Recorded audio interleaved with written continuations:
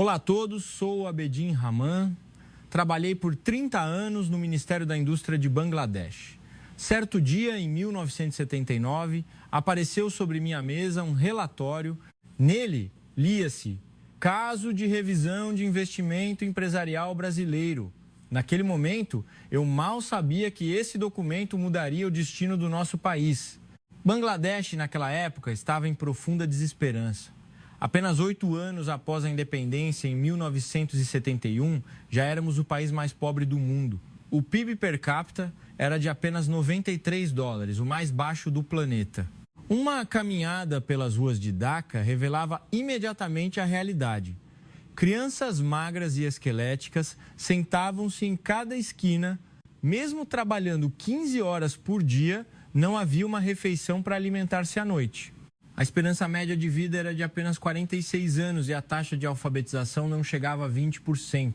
Os Estados Unidos nos chamavam de fundo sem fim, bottomless pit, significando que nenhuma ajuda seria suficiente. E realmente parecia ser o caso. Após a independência, dezenas de nações nos ajudaram. Índia, Estados Unidos, União Soviética, Reino Unido, Japão. Centenas de milhões de dólares em ajuda chegavam anualmente. Como funcionário do Ministério da Indústria, eu via esses documentos de ajuda todos os dias. 100 mil toneladas de trigo do EUA, 50 mil toneladas de arroz importado da Índia. Não havia um dia sem lidar com papéis relacionados à ajuda. O porto de Chatigão estava empilhado com sacos de grãos de ajuda. Mas o estranho é que as crianças nas ruas continuavam a morrer de fome.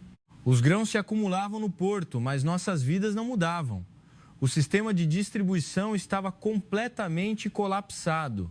Funcionários corruptos interceptavam no meio do caminho e o sistema de transporte era caótico, fazendo com que os grãos apodrecessem. O povo continuava faminto.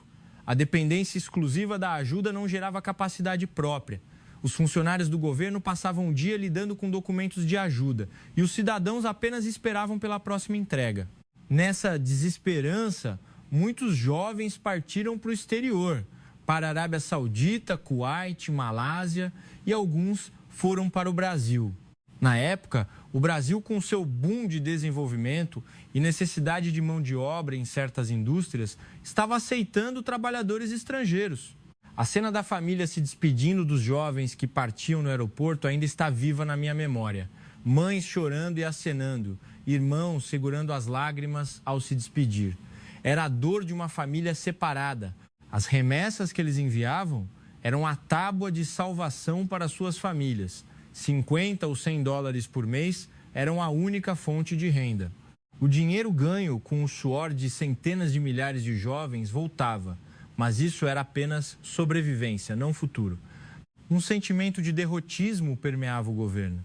Em reuniões ministeriais, era abertamente dito: nunca vamos nos reerguer. Eu mesmo caí nesse modo de pensar. Sobre a mesa do Ministério da Indústria, só se acumulavam documentos de ajuda, mas no outono de 1979, um documento ligeiramente diferente apareceu na minha mesa. Dizia: Caso de Revisão de Investimento do Grupo Tupi. Inicialmente, pensei que fosse apenas mais um caso de ajuda, mas ao ler atentamente, percebi que era diferente. Não se tratava de dar dinheiro, mas sim de construir uma fábrica diretamente. E além disso, em parceria conosco, para ser honesto, não tínhamos escolha. Qualquer país, qualquer empresa que viesse criar empregos, só poderíamos acolher. Estávamos em uma situação em que era difícil até manter a vida diária. O Brasil era um país familiar para nós. Muitos jovens de Bangladesh trabalhavam lá, passando uma imagem de nação trabalhadora. O mais importante é que uma empresa brasileira estava disposta a investir diretamente, o que era uma grande oportunidade para nós. Na sala de reuniões, discutimos com meus colegas. Uma empresa brasileira está vindo para construir uma fábrica aqui. Isso não criará empregos? Temos que tentar qualquer coisa. O que pode dar mais errado agora? E era verdade. Já estávamos no fundo do poço. Nada podia piorar. Portanto, tínhamos que agarrar qualquer oportunidade. Não havia razão alguma para recusar. Dias depois, encontrei-me diretamente com os representantes da empresa brasileira Tupi Têxtil. eles eram mais sérios do que eu imaginava. Não estavam simplesmente procurando mão de obra barata. Era visível a vontade de crescer juntos a longo prazo. Fiquei especialmente impressionado com o quão detalhadamente eles entendiam a situação do nosso país. Eles vieram com base em uma análise minuciosa. Bangladesh tem uma população grande e jovem, com condições ideais para a indústria têxtil. Até então, quem vinha até nós era ajuda, uma relação de doador e receptor. Mas o Brasil era diferente. Era uma proposta para trabalhar em conjunto. Meses depois, o primeiro contrato foi assinado com o Grupo Tupi. A condição que eles propuseram era surpreendente: levar 130 de nossos jovens para São Paulo, no Brasil, e ensinar-lhes a tecnologia diretamente por 6 meses. Claro que, no início, havia preocupações. Será que eles vão realmente ensinar a tecnologia? Não estarão nos enganando? Mas não tínhamos outra escolha. Não podíamos simplesmente ficar esperando pela ajuda. O governo também deu apoio ativo. Não havia mais tempo a perder. Se não tentássemos algo, ficaríamos presos para sempre como o país mais pobre. Havia esse senso de crise.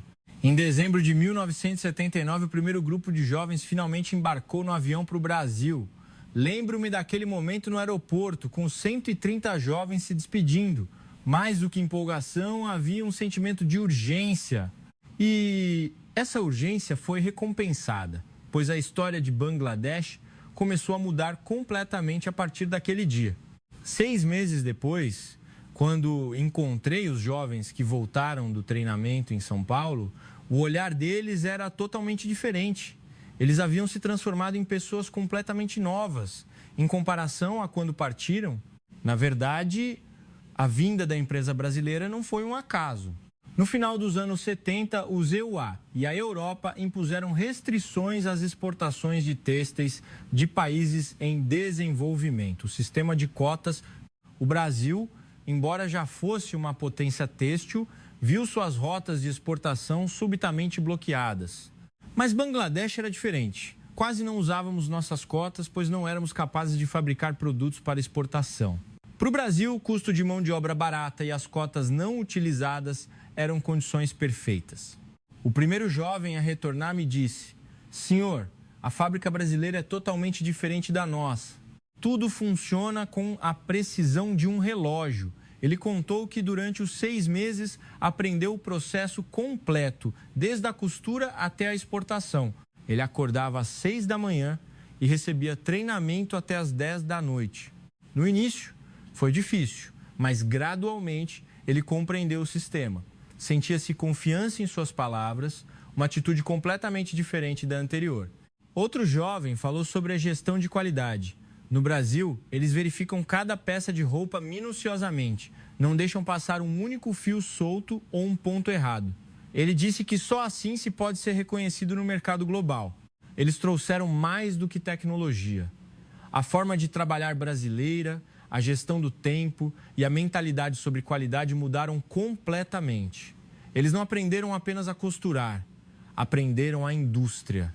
No início de 1980, a primeira joint venture em Dhaka foi inaugurada, chamada Tupi Dhaka Têxtil. Foi a primeira fábrica de vestuário com investimento estrangeiro na história industrial de Bangladesh. Fiquei surpreso ao ver a fábrica pela primeira vez. Era um nível de produção diferente em comparação com os confeccionistas bengaleses existentes. O processo era sistematicamente estruturado, com pontos de controle de qualidade em cada etapa. Os 130 jovens que voltaram de São Paulo tornaram-se gerentes de campo. Eles aplicaram fielmente o que aprenderam em São Paulo. Desde a reunião matinal até a inspeção de qualidade e a gestão de produção. Tudo era no estilo brasileiro. No início, os trabalhadores locais tiveram dificuldade para se adaptar. Por que fazer tudo tão rigorosamente? É realmente necessário ser tão sensível ao tempo? Havia muitas reclamações, mas o resultado foi surpreendente. Em 3 meses, o primeiro contrato de exportação foi fechado. Um confeccionista sueco encomendou 10.000 jaquetas acolchoadas. Foi um momento histórico. Roupas com a etiqueta Made in Bangladesh exportadas para a Europa. Meu coração disparou ao ouvir a notícia. Finalmente éramos um país que não apenas recebia ajuda, mas que fabricava e vendia algo. O interior da fábrica funcionava como um relógio de precisão. Centenas de máquinas de costura giravam em um ritmo constante. Os trabalhadores se concentravam em suas tarefas. Aquilo não era apenas uma fábrica, era uma escola industrial viva. O sistema de gestão de qualidade brasileiro era particularmente impressionante. Havia inspetores em cada etapa. E quando um produto defeituoso aparecia, a causa era imediatamente identificada e corrigida. A filosofia brasileira de que qualidade é vida estava sendo transmitida sem reservas. Em poucos meses vieram o segundo e o terceiro pedidos.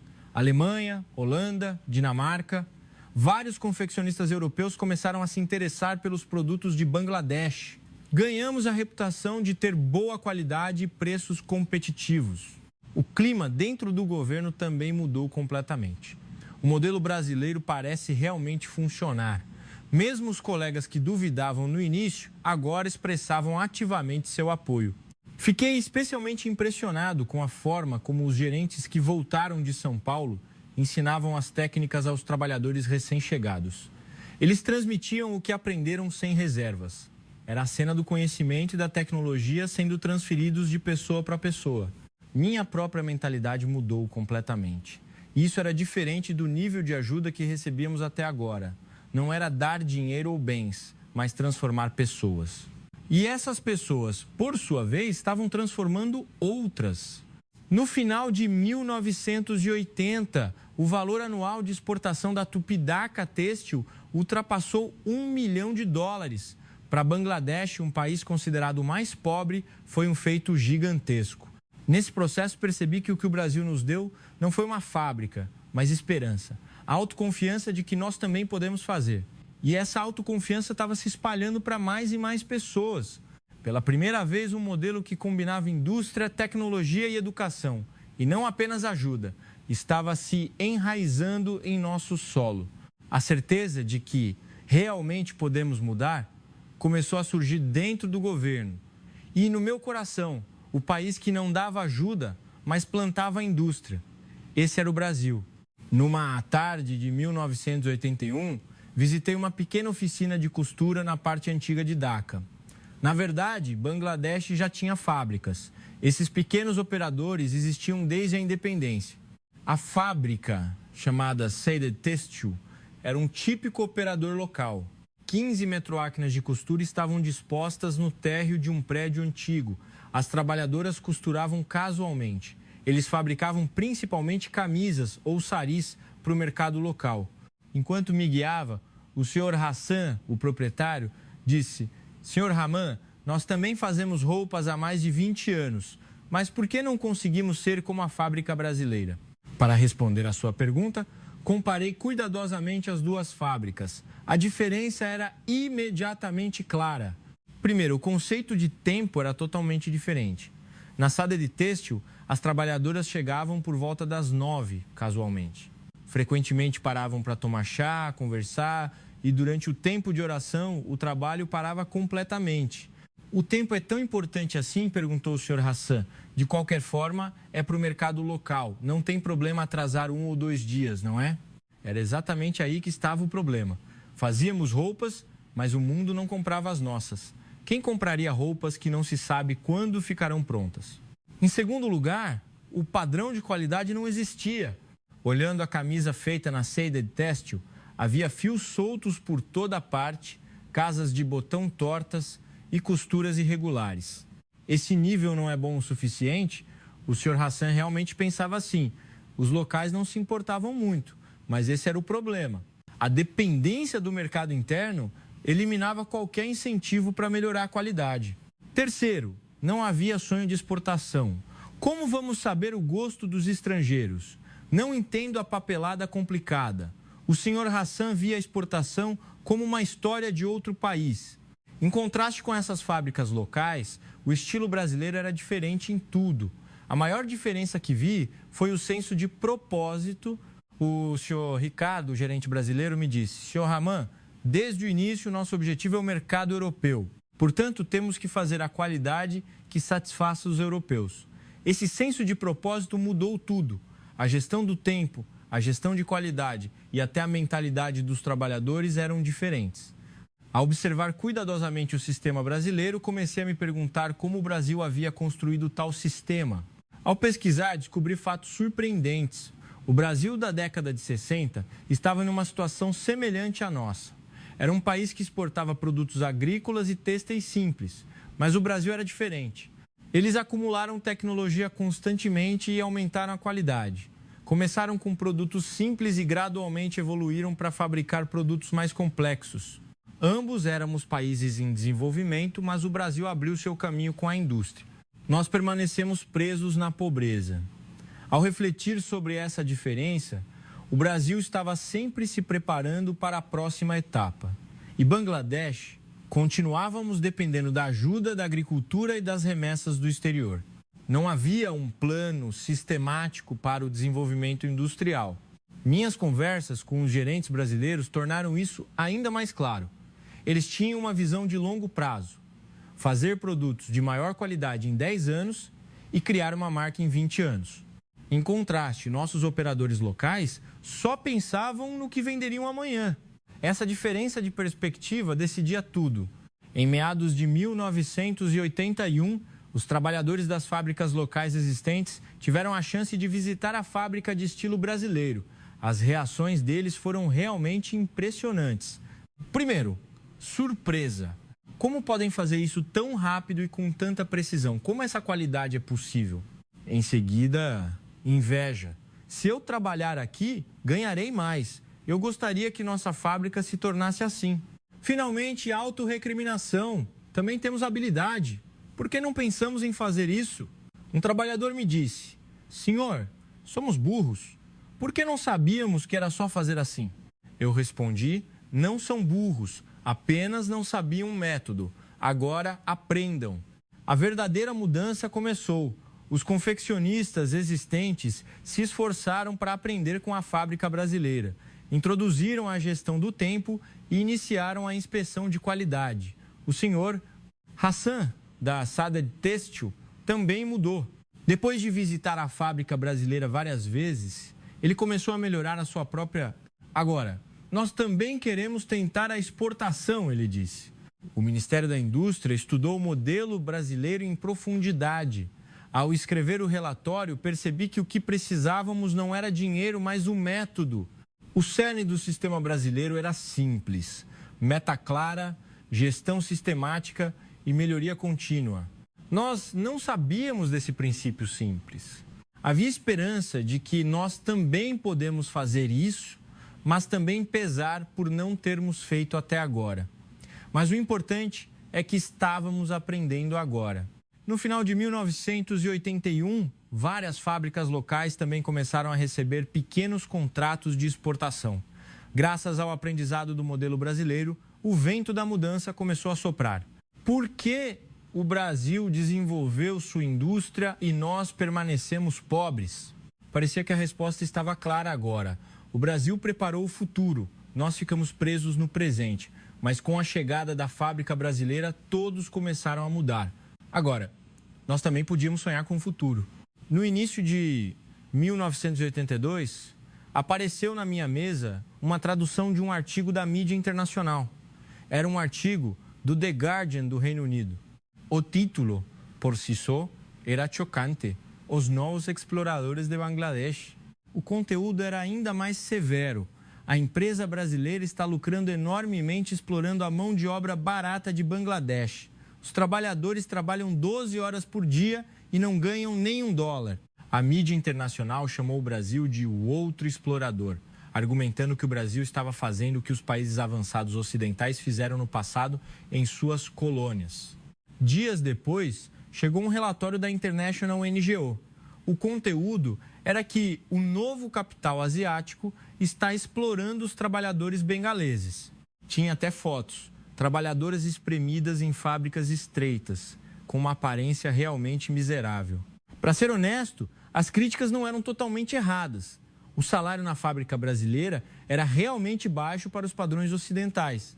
Trabalhavam o dia todo por cerca de $1. O ambiente de trabalho também era ruim. Centenas de pessoas se amontoavam em uma fábrica sem ar-condicionado. Não havia banheiros suficientes, nem áreas de descanso bem preparadas. Com a publicação desses artigos críticos, o Ministério da Indústria entrou em polvorosa. Em uma reunião departamental, um colega disse: Raman, não seremos enganados de novo? Os brasileiros, no final, estão apenas agindo para o próprio benefício, não é? Outros colegas concordaram. Eles pagam salários tão baixos. Que tipo de parceria é essa, se não é exploração de mão de obra? A sala de reuniões ecoava a preocupação de não seremos enganados de novo. A memória de ser oprimido pelas potências ocidentais no passado nos tornava mais sensíveis. Eu também hesitei. Será que fui ingênuo demais? A mídia internacional e as ONGs estão criticando. Então decidi verificar diretamente. Passei vários dias visitando a fábrica brasileira e observando a realidade de perto. O primeiro lugar que visitei foi a Tupidaca Têxtil. Fiquei na fábrica das 8 da manhã às 8 da noite, 12 horas observando. A crítica sobre o baixo salário era correta, mas o importante era a comparação com o que havia antes. A maioria dessas mulheres estava desempregada antes de trabalhar na fábrica brasileira. Conversei com Parvina, uma trabalhadora de 22 anos. Antes eu não tinha trabalho, ficava em casa o dia todo sem saber o que fazer. Agora, pelo menos, recebo um dinheiro fixo todo mês. A fala dela foi impressionante. Embora digam que é pouco, é muito dinheiro para nós. Agora consigo pagar a mensalidade escolar dos meus irmãos e irmãs. Mas o que vi na fábrica foram jovens que estavam aprendendo a tecnologia com um olhar diferente. O senhor Shen, o técnico brasileiro, ensinava o método de operação da máquina de costura aos jovens de Bangladesh. E ele o fazia com verdadeira dedicação. Tem que fazer assim para a costura ficar uniforme. Os europeus são exigentes com isso, disse o senhor Shen, transmitindo sua técnica sem reservas. Se fosse realmente exploração, não haveria razão para ensinar a tecnologia. Bastaria fazê-los realizar tarefas simples, mas os brasileiros queriam que os trabalhadores de Bangladesh se tornassem técnicos qualificados. No dia seguinte, visitei a casa dos trabalhadores. A casa de Parvina era realmente uma pequena cabana de tábuas, mas notei mudanças diferentes de antes. A eletricidade havia sido instalada no ano passado e agora havia água potável disponível a 200 metros de distância. A mãe de Parvina disse que, graças ao emprego estável, o padrão de vida estava melhorando pouco a pouco. O que mais me impressionou foram as crianças. Vi o irmão mais novo de Parvina indo para a escola, vestindo um uniforme novo. Desde que minha irmã começou a trabalhar na fábrica, eu pude estudar, ele disse. Ao ver os filhos deles indo para a escola, vi esperança. Embora a pobreza ainda existisse, as crianças tinham futuro. Através da observação de campo de vários dias, percebi a diferença entre exploração e oportunidade. Se fosse exploração, o trabalhador seria exaurido ao máximo e não receberia treinamento técnico. Mas na fábrica brasileira, os trabalhadores estavam se tornando mão de obra qualificada. Se fosse exploração, o salário baixo seria mantido, mas na fábrica brasileira o salário estava aumentando de acordo com o nível de habilidade. O mais importante é que, se fosse exploração, os locais não seriam colocados em cargos de gerência. Mas os jovens de Bangladesh que voltaram do treinamento de São Paulo já eram gerentes de nível médio. Um mês depois, na reunião do Ministério da Indústria, relatei a verdade que vi no campo. É diferente. O Brasil não está nos explorando, mas tentando crescer junto. A reação dos colegas foi morna. Mas o salário não é muito baixo? Se eles realmente se importam conosco, por que não dão mais? Eu respondi: o importante não é o salário absoluto, mas o que ganhamos nesse processo. Não ganhamos apenas uma oportunidade de emprego, mas também estamos aprendendo tecnologia e um sistema. A partir daquele momento, entendi claramente a diferença entre ajuda e investimento. A ajuda é sempre uma relação de doador e receptor, uma relação de dependência unilateral. Mas a empresa brasileira estava construindo uma relação de trabalho em conjunto, criando uma estrutura onde ambos podiam ganhar. Meses se passaram e a percepção do público também começou a mudar. À medida que mais famílias tinham membros trabalhando na fábrica brasileira, mais pessoas tinham a experiência direta. Os brasileiros ensinam de verdade, não nos menosprezam e nos tratam como colegas. Histórias assim começaram a circular nas comunidades. No final de 1982, eu estava convencido de que o Brasil não era um explorador, mas um parceiro. É verdade que eles obtinham lucro, mas nesse processo nós também estávamos crescendo. O Brasil não estava nos usando, mas caminhando conosco.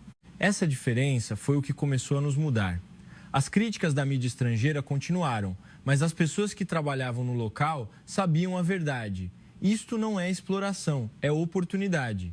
Em 1983, a notícia do sucesso da Tupi chegou à indústria têxtil brasileira e outra empresa entrou em ação. Era a Amazônia Global, mas a abordagem deles era totalmente diferente da Tupi. Enquanto a Tupi começou com cautela em parceria com empresas locais existentes, a Amazônia Global planejou um investimento independente e em larga escala desde o início. O plano ambicioso era construir uma cidade industrial na região de Xatigão e não em Daca. Lembro-me claramente do choque de ver o terreno baldio nos arredores de Xatigão em 1984. O representante da Amazônia Global me disse: planejamos construir não apenas fábricas, mas também moradias, hospitais e escolas em toda esta terra. Na época, era inacreditável. O que seria uma cidade em um campo seco e estéril sem uma única árvore?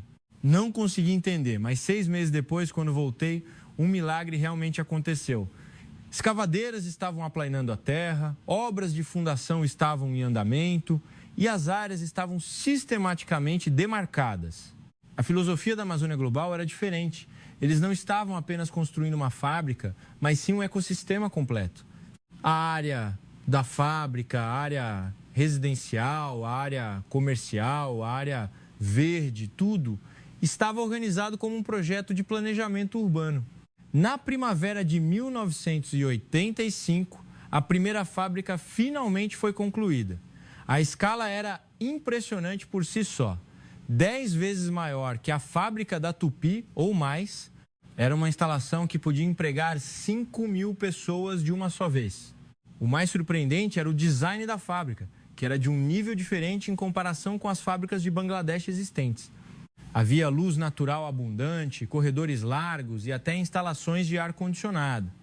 Os trabalhadores só podem produzir bons produtos se puderem trabalhar confortavelmente, era a filosofia da Amazônia Global. A reação das marcas globais foi imediata. A Adidas foi a primeira a entrar em contato, querendo terceirizar a produção em massa de roupas esportivas. A qualidade é importante, mas o prazo de entrega é mais importante, disse o representante da Adidas. Temos que receber na data exata para a temporada olímpica. E o lugar que pode atender a essa condição exigente é a Amazônia Global. Em seguida, marcas de outdoor mundialmente famosas como North Face, Columbia e Patagônia assinaram contratos. Foi o momento em que Bangladesh ascendeu como um centro de produção de vestuário esportivo global. Mas a verdadeira inovação da Amazônia Global foi manifestada em sua contribuição social. Eles não terminavam apenas com a construção da fábrica, mas assumiam a responsabilidade pela vida inteira dos trabalhadores. Construíram um hospital geral com capacidade para 200 leitos dentro do parque industrial, oferecendo tratamento gratuito para os trabalhadores e suas famílias. Médicos foram enviados do Brasil para fornecer serviços médicos de alto nível. As instalações educacionais também eram inovadoras. Construíram escolas primárias e secundárias para os filhos dos trabalhadores e um instituto de educação técnica para os trabalhadores adultos. Eles ensinavam não apenas costura, mas também modelagem, design de tecidos e até administração de empresas. A emoção de visitar aquele Instituto de Educação Técnica pela primeira vez em 1986 ainda é vívida. Trabalhadoras de 20 e poucos anos sentavam-se nas salas de aula aprendendo inglês, para poderem se comunicar diretamente com compradores globais. Salma, de 23 anos, me disse: eu nem terminei o ensino fundamental, mas aqui aprendi a ler e escrever novamente. Agora consigo escrever meu nome em inglês. As instalações residenciais também foram sistematicamente construídas. Não apenas dormitórios, mas também apartamentos familiares foram construídos. Era um complexo residencial completo, com gás, eletricidade, água e esgoto, além de parques e quadras de esportes. Eles até construíram um lago artificial. Não era apenas para paisagem, mas uma instalação prática para prevenir inundações e secas e garantir o suprimento de água, servindo também como área de descanso para os residentes. Em 1987, o Parque Industrial Amazônia Global, em Xatigão, se tornou uma cidade completa, um espaço autossustentável onde 20 mil pessoas viviam e trabalhavam. Era um modelo de cidade que não existia em nenhum outro lugar de Bangladesh. O governo também prestou atenção. A Comissão de Planejamento começou a estudar se o modelo Amazônia Global poderia ser aplicado a outras regiões. Ele estabeleceu o padrão para o desenvolvimento urbano em nível privado. Organizações internacionais também demonstraram interesse. O Banco Mundial enviou uma missão de inspeção e o Programa de Desenvolvimento das Nações Unidas o avaliou como um exemplo de desenvolvimento industrial sustentável. Em uma entrevista com o presidente da Amazônia Global, o que ele disse foi impressionante. Temos uma perspectiva de 5, 10, 100 anos em Bangladesh para que as pessoas aqui vivam bem. Se só nós formos bem e os locais continuarem pobres, isso não será sustentável no final. Na verdade, muitos dos que trabalharam na Amazônia Global mais tarde se tornaram independentes e abriram suas próprias fábricas, iniciando negócios com a tecnologia e o know-how de gestão que aprenderam lá. Em vez de criar concorrentes, eles estavam criando parceiros. Em 1988, a Amazônia Global se tornou a maior exportadora de vestuário de Bangladesh, com um valor anual de exportação superior a 100 milhões de dólares. Nunca imaginei que uma única empresa pudesse ter uma influência tão grande na economia de um país. Mais importante, o modelo Amazônia Global inspirou outras empresas brasileiras. A ideia era não apenas construir uma fábrica, mas apresentar um modelo de crescimento conjunto com a comunidade local. Os compradores estrangeiros que visitavam Xatigão diziam, em uníssono, isso é mesmo Bangladesh? Parece um parque industrial de um país desenvolvido. A Amazônia Global não era apenas uma empresa, era uma pioneira que transformou uma cidade, mudou a vida de dezenas de milhares de pessoas e apresentou um novo paradigma para o desenvolvimento industrial de Bangladesh. O dia 26 de julho de 1987 foi um dia inesquecível. Naquela manhã, o noticiário da BBC trouxe uma notícia chocante. Uma guerra civil em larga escala havia eclodido no Sri Lanka. Na época, o Sri Lanka era o melhor exportador de vestuário do sul da Ásia. Eles haviam começado anos antes de nós, tinham boa qualidade, bom inglês e uma infraestrutura muito melhor. O valor anual de exportação deles era 3 vezes o nosso. Mas tudo mudou da noite para o dia. O aeroporto internacional de Colombo foi fechado e as áreas de fábrica foram atingidas por ataques à bomba. Os compradores europeus disseram que era muito perigoso e começaram a se retirar do Sri Lanka. Por volta das 2 da tarde, meu telefone tocou. Era uma ligação de Londres. Senhor Haman, temos uma questão urgente a discutir. Poderiam as 200 mil peças que estavam no Sri Lanka serem produzidas em Bangladesh? Naquele momento, meu corpo estremeceu. 200 mil peças eram 10 vezes o nosso maior pedido até então. No dia seguinte, as ligações se multiplicaram. Alemanha, França, Itália, Holanda, compradores de toda a Europa voltaram seus olhos para Bangladesh de uma só vez. 500 mil peças em 3 meses é possível? 800 mil peças para a temporada de Natal. O prazo é viável? Recebi dezenas de ligações internacionais em um dia. Fiz os cálculos. O volume total de pedidos era superior a 2 milhões de peças. Isso era 3 vezes a produção anual de Bangladesh.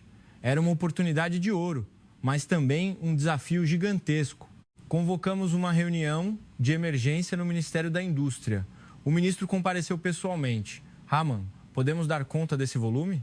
Para ser honesto, não havia certeza. Com o método existente, era absolutamente impossível. Se uníssemos todas as nossas fábricas, 500 mil peças em 6 meses seria o limite. Mas eles queriam 2 milhões em 3 meses. Se falharmos, Bangladesh será totalmente enterrado no mercado internacional, eu disse gravemente. Mas se tivermos sucesso, podemos substituir completamente o Sri Lanka. Naquele momento, tomei uma decisão. Vamos tentar. mas todas as fábricas do país terão que cooperar. Ativamos a rede de contato de emergência das fábricas de vestuário de todo o país. Uma convocação de emergência foi emitida para todos os operadores, grandes e pequenos, incluindo Tupi e Amazônia Global. Era praticamente um estado de emergência nacional. Em 1 grau de agosto, uma reunião de emergência dos proprietários de fábricas foi realizada em Daca. Mais de 100 pessoas se reuniram. Gerentes brasileiros e operadores locais sentaram-se juntos para elaborar um plano de batalha. Todas as fábricas operariam 24 horas por dia, 90 dias ininterruptos, sem folga. A taxa de defeito seria estritamente mantida abaixo de 1%. Parecia um regime de guerra. Os operadores, que normalmente eram concorrentes, uniram-se. O slogan surgiu: o que o Sri Lanka não pôde fazer, nós faremos. O maior problema era o fornecimento de matérias-primas. De repente, precisávamos do triplo de tecido e materiais auxiliares. Importamos urgentemente matérias-primas da Índia, do Paquistão e até mesmo do Brasil. A garantia de mão de obra também era urgente. Mão de obra foi convocada às pressas das áreas rurais. Tivemos que treinar pessoas inexperientes em um curto período. Os trabalhadores qualificados existentes correram dia e noite para ensinar os recém-chegados. Em 15 de agosto, a produção oficial começou. As máquinas em todas as fábricas do país começaram a operar simultaneamente. Parecia realmente uma guerra. Todas as manhãs, às 6 horas, o status da produção nacional era compilado. 50 mil peças concluídas ontem, meta de hoje 60 mil. Progresso atual 85%. Relatórios semelhantes a operações militares eram apresentados. Se um problema surgisse, a solução era encontrada imediatamente. Se uma máquina quebrava em uma fábrica, peças de reposição eram emprestadas de outras. Se o material acabava, carros de transporte de emergência corriam para buscar. Os técnicos brasileiros desempenharam um papel central. Eles eram os mestres da gestão de qualidade. Eles circulavam pelas fábricas todos os dias, selecionando produtos defeituosos e melhorando o método de produção. Os compradores europeus examinam até mesmo um ponto, disse o gerente Ricardo aos trabalhadores. Um pequeno deslize pode fazer com que a remessa inteira seja rejeitada. O senso de dever dos trabalhadores também era notável. Eles trabalhavam com a mentalidade de que, se falharmos desta vez, nosso país será envergonhado. Embora operando em 3 turnos, as pessoas faziam fila para trabalhar voluntariamente horas extras. Em meados de setembro, chegou o primeiro prazo de entrega. Eram 500 mil peças encomendadas por um comprador alemão. Todo o país prendeu a respiração. A emoção de ver as roupas sendo carregadas em contêineres no porto de Chatigão ainda é vívida. 500 mil peças foram enviadas para Hamburgo, cumprindo exatamente o prazo. 2 semanas depois, o contato veio da Alemanha. Qualidade perfeita, prazo cumprido. Seria possível um pedido adicional de 1 milhão de peças? Quando essa notícia se espalhou, o país inteiro vibrou. Nós conseguimos. Superamos 10 anos de confiança construída pelo Sri Lanka em apenas 3 meses. Ao final da Guerra de 90 Dias, que se estendeu até novembro, o resultado foi surpreendente. Em vez da meta de 2 milhões de peças, exportamos 3 milhões de peças. Foi o maior registro de exportação para um único período. Mais importante, nesse processo, a indústria de vestuário de Bangladesh ascendeu a um nível completamente diferente. Capacidade de produção, gestão de qualidade, cumprimento de prazos, todos os aspectos atingiram um padrão internacional. O mito de Bangladesh começou a se espalhar entre os compradores europeus. Fomos avaliados como um país que conseguiu realizar um pedido aparentemente impossível, um parceiro que nunca quebra um acordo. Em 1988, o Sri Lanka recuperou a estabilidade, mas era tarde demais. Os compradores globais haviam confirmado a capacidade de Bangladesh e não voltaram para o Sri Lanka. Aqueles 90 dias foram um momento decisivo que mudou a história da indústria de vestuário de Bangladesh. Transformamos perfeitamente o choque externo da guerra civil do Sri Lanka em uma oportunidade. Se o Brasil não tivesse nos ensinado o sistema de produção, a gestão de qualidade e o conceito de tempo antes, isso teria sido absolutamente impossível. O verdadeiro herói da Guerra de 90 Dias foi o Brasil. A partir dos anos 90, a indústria de vestuário de Bangladesh começou a crescer explosivamente. Depois de substituir o Sri Lanka, os pedidos continuaram a chegar, conquistando a confiança dos compradores globais. Em 1995, o valor anual de exportação de vestuário ultrapassou 10 bilhões de dólares. Se em 1980 era de meros 1 milhão de dólares, crescemos 100 vezes em 15 anos. Nossa curva de exportação disparou como um milagre. 5 bilhões de dólares em 2000, 8 bilhões de dólares em 2005. Batíamos recordes todos os anos.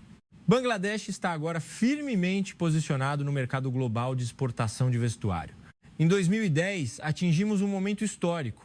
Bangladesh tornou-se o terceiro maior país exportador de vestuário do mundo, atrás apenas da China e do Vietnã em termos de volume.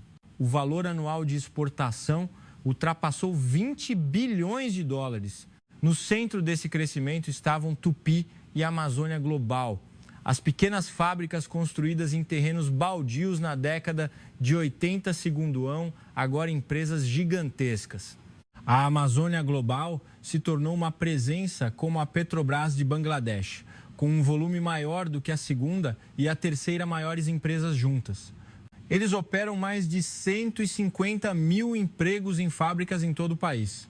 Em 2015, veio uma notícia ainda mais chocante. Bangladesh ultrapassou a Turquia e a Índia para se tornar o segundo maior exportador de vestuário do mundo, atrás apenas da China. O valor anual de exportação atingiu 25 bilhões de dólares, um feito alcançado em apenas 35 anos, desde a época em que éramos o país mais pobre. A escala da indústria também é impressionante. Existem mais de 4,000 fábricas de vestuário em todo o país, empregando diretamente 4, 5 milhões de pessoas. Com as famílias, cerca de 20 milhões de pessoas dependem dessa indústria. As áreas de Dhaka e Chattagão se transformaram em cidades completamente diferentes. A visão de dezenas de milhares de trabalhadores se deslocando da manhã à noite é espetacular. Onde antes havia apenas agricultura, formou-se uma gigantesca área industrial. A vida do povo também é totalmente diferente. As crianças que estavam morrendo de fome em 1980 agora vão à escola de uniforme.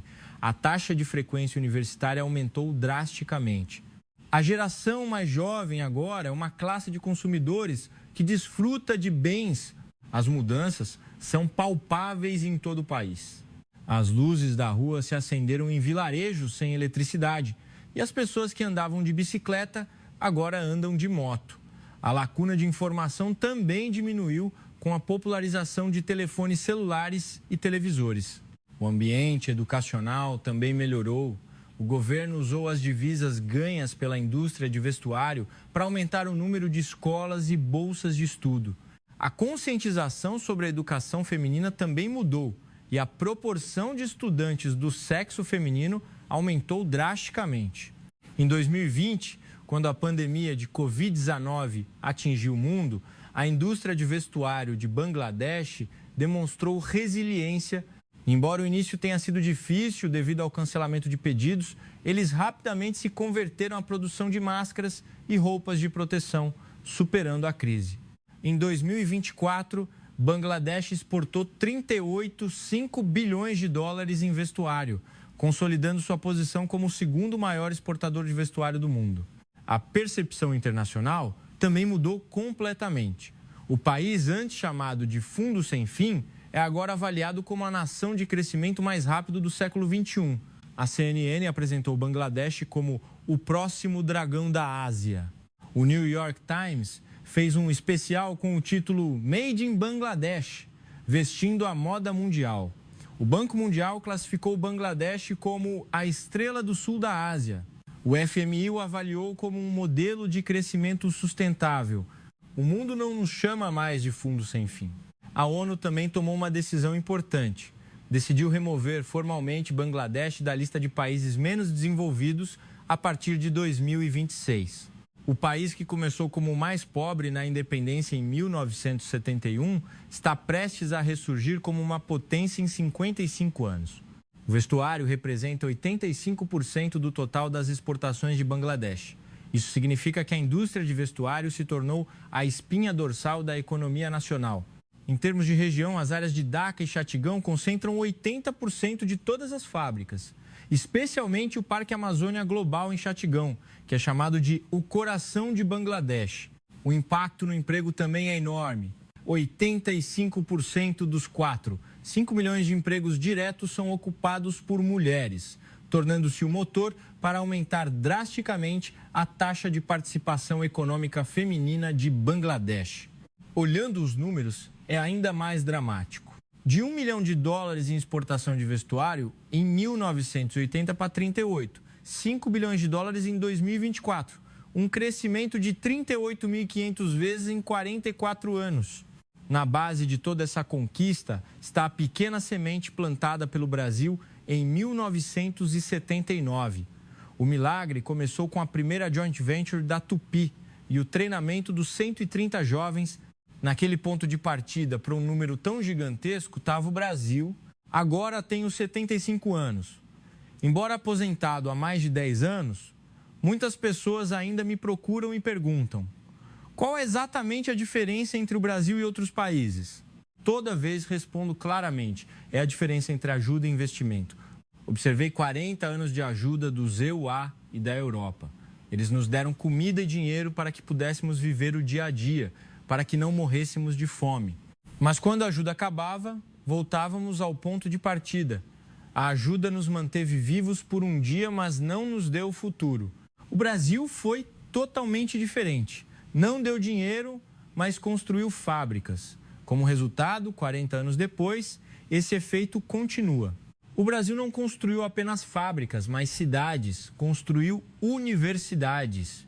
Basta olhar o Parque Amazônia Global em Chatigão para entender. Não é apenas um complexo fabril, mas um ecossistema completo. Lá, existe a primeira universidade de design de moda de Bangladesh, uma instituição educacional abrangente com cursos de engenharia têxtil, design de vestuário e administração de empresas. Ela forma centenas de profissionais todos os anos. O hospital também é de nível mundial. Uma equipe médica foi enviada do Brasil para treinar médicos locais e agora médicos de Bangladesh administram o hospital. O meio ambiente também foi considerado. O raio de 5 quilômetros ao redor da fábrica foi transformado em área verde e foram instaladas instalações de tratamento de efluentes que superam os padrões internacionais. Embora seja um parque industrial, é um lugar onde pássaros voam e as árvores florescem.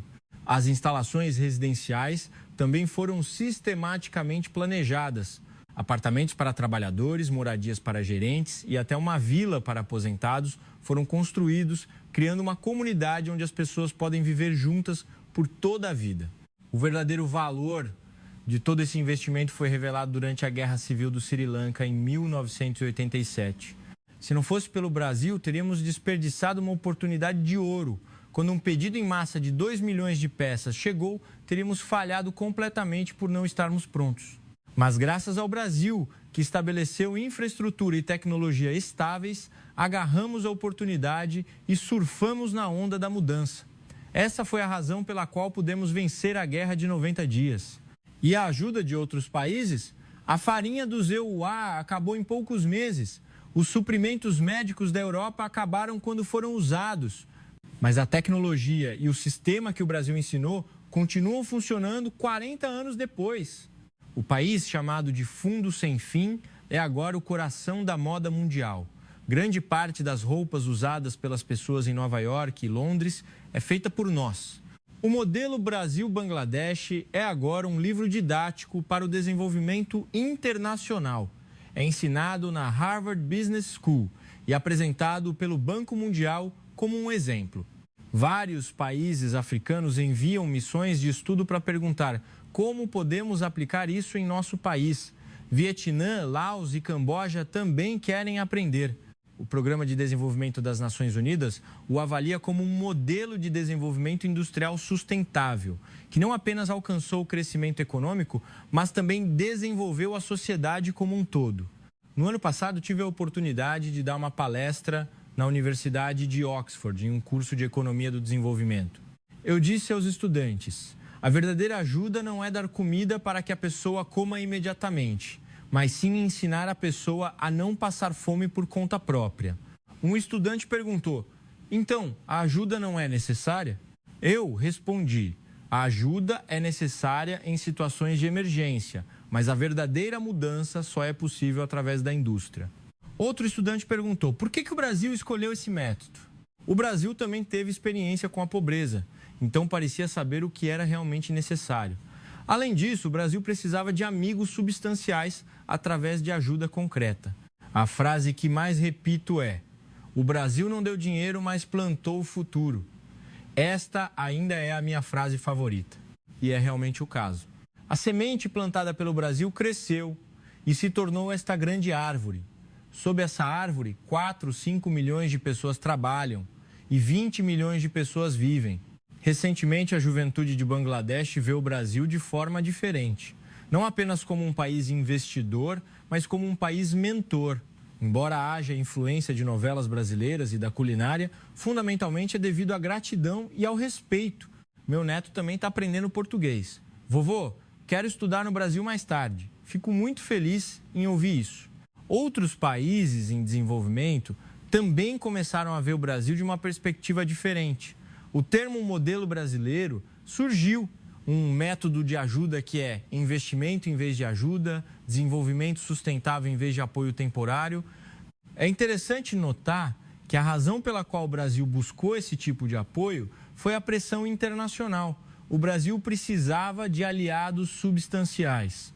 Em vez de meras declarações diplomáticas, eles construíram uma amizade genuína por meio de ajuda concreta. O Brasil não ajudou apenas Bangladesh, mas também Paraguai, El Salvador e Guatemala. Eles forneceram ajuda substancial em várias áreas, como apoio à tecnologia agrícola, educação e serviços médicos. Especialmente nos campos de alta tecnologia e moda, a tecnologia brasileira brilhou. Em Bangladesh, eles também construíram pequenas, mas avançadas fábricas de montagem de produtos eletrônicos, dando novas oportunidades aos jovens.